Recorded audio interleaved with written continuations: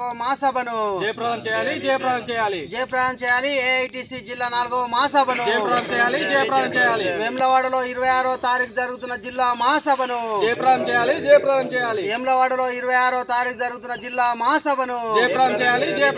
కార్మికుల ఐక్యత, భవన నిర్మాణ కార్మికుల ఐక్యత, ఏఐటీసీ జిందాబాద్.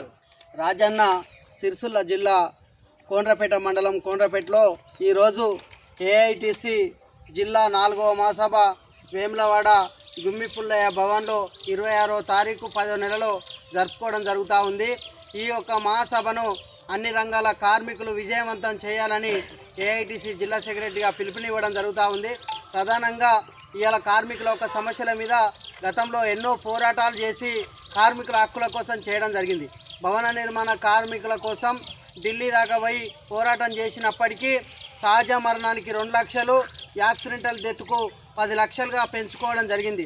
ఈ ఏఐటీసీ కృషి వలన ఈ యొక్క మన హక్కులు సాధించుకోవడం జరుగుతుంది. ప్రధానంగా చూసుకుంటే ఈ కోనరాపేట మండలంలో భవన నిర్మాణ కార్మికులు ఎదుర్కొంటున్నటువంటి సమస్య ఇవాళ ఏమున్నదంటే ఉష్కే వాగు దగ్గరనే ఉన్నప్పటికీ కార్మికులకు పూర్తి స్థాయిలో ప్రతిరోజు ఉష్కెకు మొరానికి పర్మిషన్ ఇవ్వాలన్నప్పటికీ గతంలో కూడా మేము కలెక్టర్ గారికి అదేవిధంగా ఆర్డీఓ గారికి లెటర్లు పెట్టినప్పటికీ ఇవాళ కార్మికులకు ఉష్కే దొరకక ఉపాధి కరువు అయినటువంటి పరిస్థితి ఈ రాజన్న సిరిసిల్ల జిల్లాలో ఉన్నది.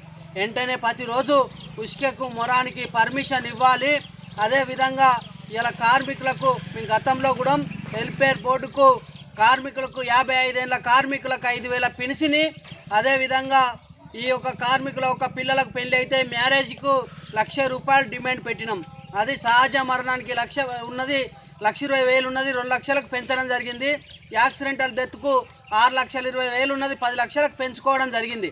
కానీ ఇవి కూడా పెన్షన్ సౌకర్యం 55 ఏళ్ళ కార్మికులకు కార్డు ల్యాప్స్ అయిపోతుంది కాబట్టి 60 ఏళ్లకు ఆ కార్మికునికి 5,000 పెన్షన్ ఇవ్వాలనేది కూడా ఈ రాష్ట్ర కేంద్ర ప్రభుత్వాలను కోరుతా ఉన్నాం. కేంద్ర బీజేపీ ప్రభుత్వం అధికారంలోకి వచ్చిన తర్వాత కార్మిక 44 చట్టాలను 4 కోట్లుగా కుదించి కార్మికుల ఒక్క పొట్టలు కొట్టే విధానంలో పాల్పడుతూ ఉంది.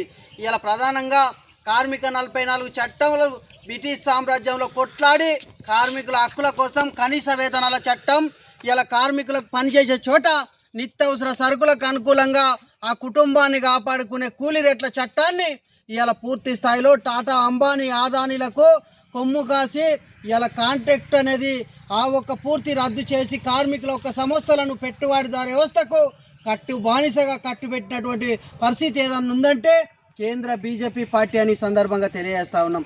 ఇలా కార్మికుల హక్కుల కోసం ఎన్నో పోరాటాలు చేసి అప్పుడు బ్రిటిష్ సామ్రాజ్యంలో సాధించుకున్నటువంటి 44 చట్టాలను 4 కోట్లు రద్దు చేయాలన్నప్పటికీ ఆ 4 కోట్లను రద్దు చేయక కాలయాపన చేస్తున్నటువంటి పరిస్థితి కేంద్ర బీజేపీ ప్రభుత్వం.